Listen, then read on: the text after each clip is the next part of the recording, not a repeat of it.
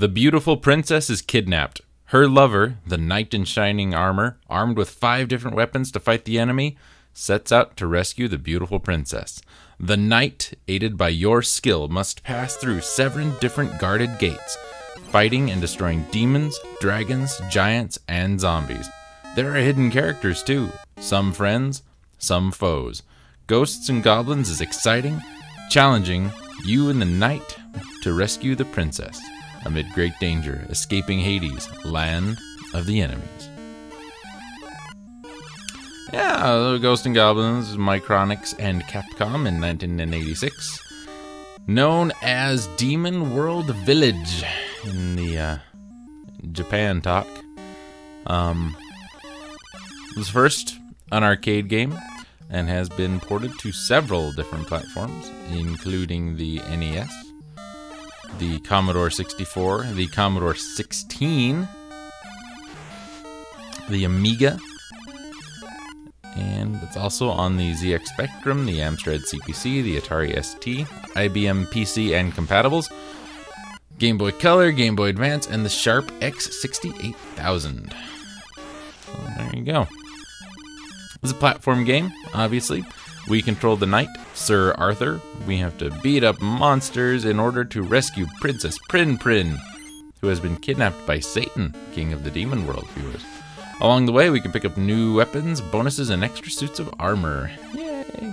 The game is considered very difficult by arcade standards and is commonly regarded as one of the most difficult games ever released. The game is considered by GameTrailers.com to be the world's second most difficult game ever made.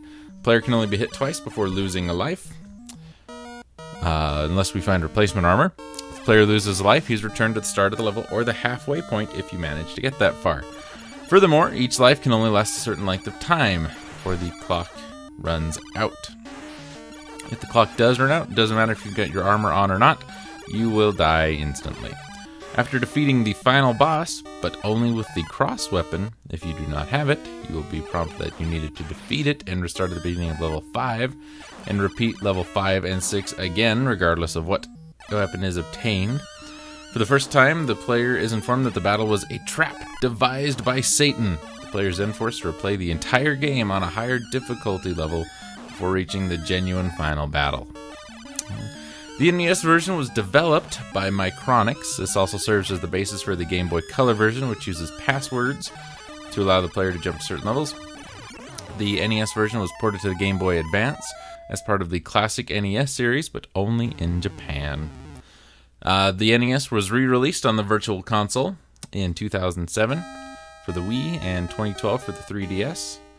The arcade version was released on the Wii Virtual Console in Japan in 2010. And in America in 2011.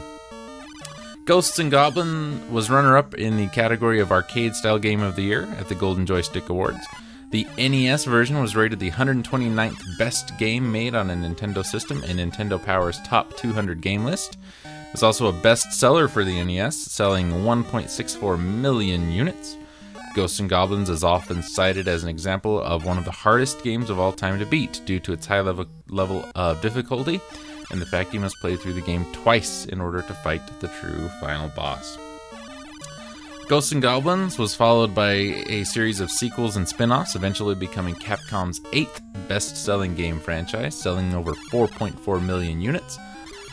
The sequels include Ghouls and Ghosts, Super Ghouls and Ghosts, and Ultimate Ghouls and Ghosts, in addition to producing the Gargoyle's Quest and Maximo spin-off series.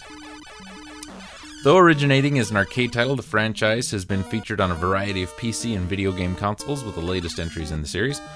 Ghosts and Goblins, Gold Knights 1 and 2, released on the iOS. Additionally, the franchise frequently makes cameo appearances, the character of Arthur in particular, in other Capcom titles, the latest of which being Ultimate Marvel vs. Capcom 3. And yeah, very, very hard game. Controls are kind of iffy. That adds to the difficulty of it. But, yeah. If you played Super Ghouls and Ghosts, and we're like, oh, pshaw. Because the game, it's hard, but it's not that hard. You play this one. Oh my god. Oh my god.